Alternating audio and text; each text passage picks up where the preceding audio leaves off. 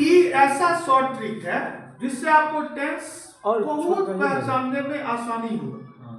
जैसे अगर किसी सेंटेंस में सब्जेक्ट हो, क्या हो सब्जेक्ट, और सब्जेक्ट के बाद V1 दिया है या सब्जेक्ट के बाद V5 दिया है।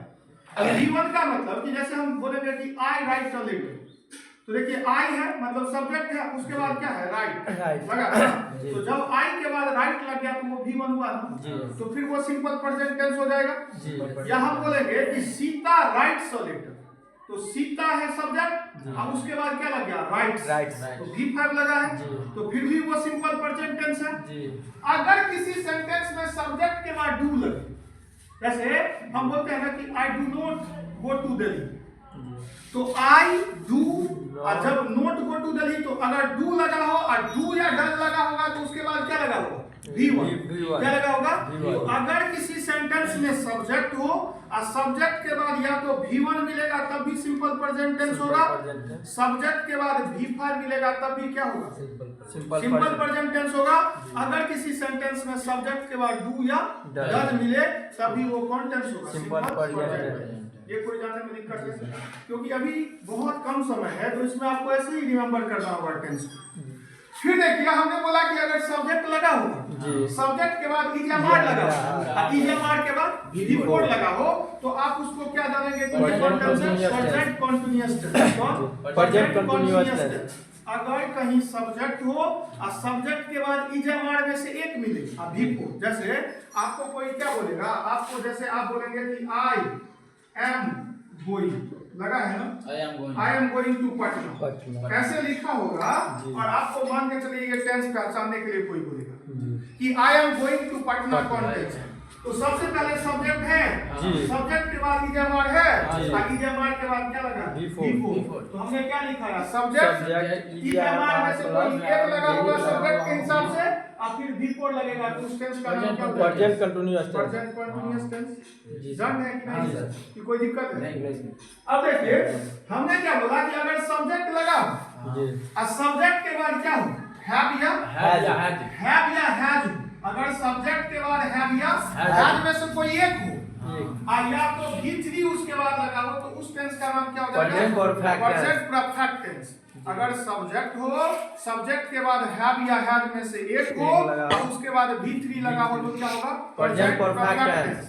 जैसे एक एग्जांपल के तौर पे आपको कोई क्या बोलेगा कि आई हैव प्लेड क्रिकेट, ऐसे कोई सेंटेंस बोला आई हैव प्लेड क्रिकेट, तो देखिए सब्जेक्ट है उसके बाद हैव या हैव में से एक है, अब उसके बाद V3 लगा है, तो ये कौन टेंस हो गया प्रेजेंट परफेक्ट टेंस, क्योंकि सब्जेक्ट के बाद हैव या हैज में से एक और उसके बाद V3 लगा है ना, तो ये टेंस क्या होगा प्रेजेंट परफेक्ट टेंस। याद रखेंगे आप प्रेजेंट कंटीन्यूअस में भी V4 लगेगा, पास्ट कंटीन्यूअस में भी V4 लगेगा और फ्यूचर कंटीन्यूअस में भी V4 लगेगा।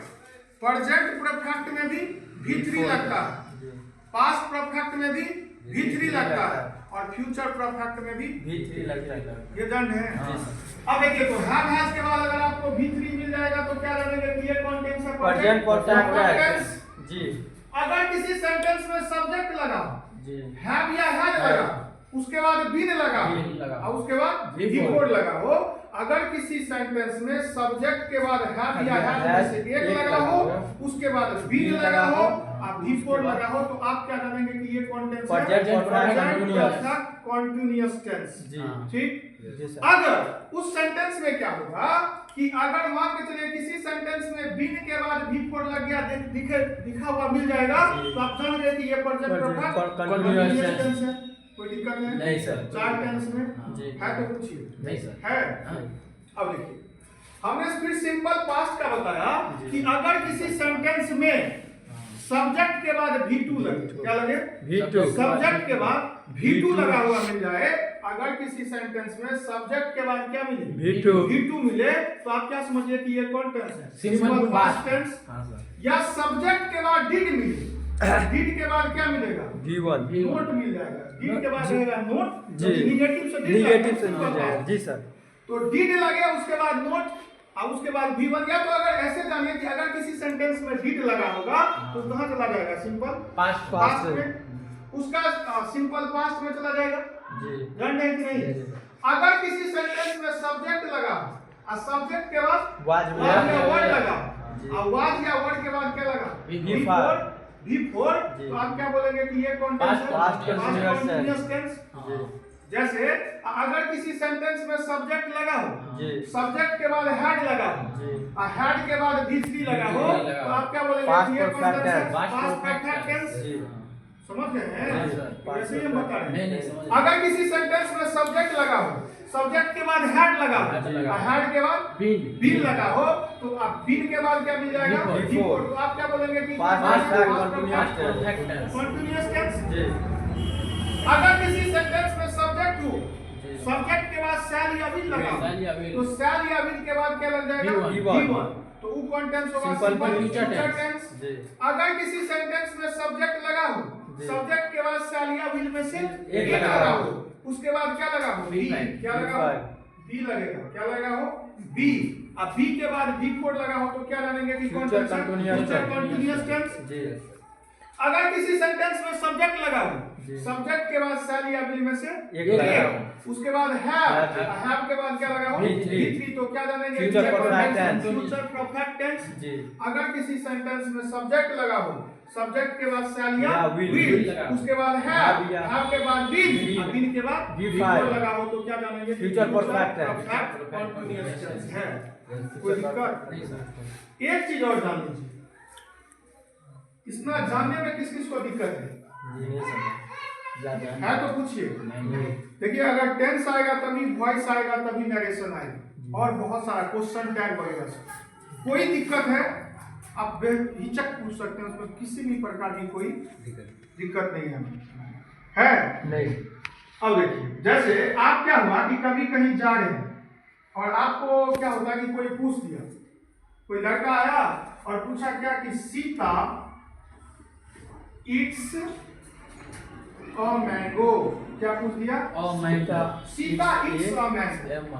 अब देखिए आपको कोई क्या पूछेगा? इससे वॉइस बनेगा। क्या बनेगा? वॉइस। लेकिन अभी टेंस पहचानिएगा तब ना वॉइस। आप पता चला हम आपको वॉइस पढ़ा रहे हैं, आप टेंसे में फंसे हुए तो तब तो कहानी नहीं होगा। आपको कोई पूछेगा कि सीता इट्स अ मैंगो, ई कौन टेंस है? तो देखिए आप पहले जान लीजिए, सीता सब्जेक्ट है और सब्जेक्ट के बाद इट लगा, इट्स लगा।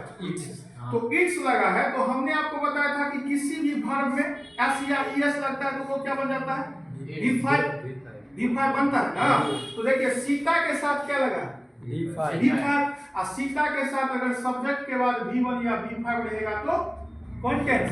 सिंपल प्रेजेंट टेंस ना। तो इसका ई कौन टेंस बनेगा? Simple present tense. कोई दिक्कत नहीं है तो पूछिए।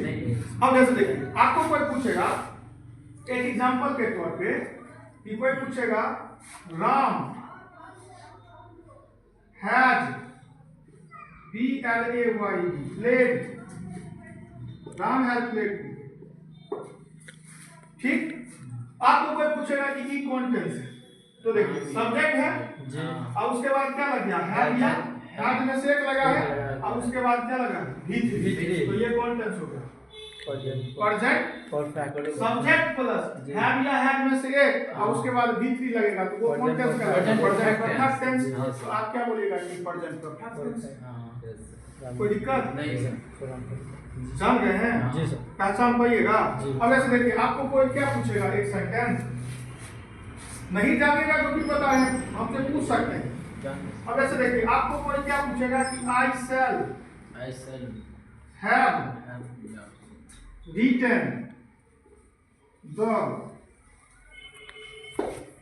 shall have written the या I shall have written the book। दो है या इस sentence I shall have written मान के चलिए आपसे कोई क्या पूछेगा कि ई कौन टेंस है तो सबसे पहले देखिए shall लगा है और शैल के बाद हैव लगा है और हैव के बाद क्या लगा V3। और जब ये V3 लगा तो V3 या तो प्रेजेंट परफेक्ट में लगता है, या तो पास्ट परफेक्ट में लगता है, या तो फ्यूचर परफेक्ट में लगता है। और देखिए फ्यूचर परफेक्ट में हमने आपको लिखा ही दिया है कि सब्जेक्ट रहेगा, शैल या विल में से एक रहेगा, उसके बाद हैव रहेगा और उसके बाद V3 है। ये कौन टेंस है? Future perfect tense. आपको कोई पूछेगा कि आई शैल हेल्प यू, कोई क्या बोला? आई शैल हेल्प यू। आपको कोई पूछेगा ये कौन टेंस है, तो देखिए सबसे पहले सब्जेक्ट है जी, सब्जेक्ट के बाद शैल या विल है ना, और उसके बाद क्या है? हेल्प V1 है।